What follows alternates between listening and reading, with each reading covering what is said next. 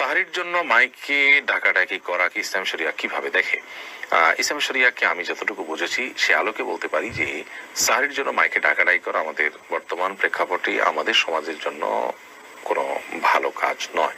আজকাল বেশিরভাগ ঘরেই অ্যালার্ম সিস্টেম আছে, প্রত্যেকটা ঘরেই মোবাইল আছে একাধিক, এবং মোবাইল সেটগুলোতে অ্যালার্ম দেওয়ার ব্যবস্থা আছে, অন্যকে ফোন কল দিয়ে ডেকে যে ব্যবস্থা আছে। এরপরেও যদি মসজিদে ডেকে দিতে হয় সেটা খুব হালকাভাবে ডেকে দেওয়া যেতে পারে। দীর্ঘ সময় পর্যন্ত মসজিদের মাইকে চিৎকার করে নাশিদ বা ইসলামী সঙ্গীত গাওয়া, কোরআন কারীমের তেলাওয়াত করা বা মানুষকে ডাকা, এটি নানা কারণে অনুচিত। প্রথমত অমুসলিম বা যারা অসুস্থ বা শিশু যারা রোজা রাখবেন না তাদের ঘুম ভাঙার কারণ হয়।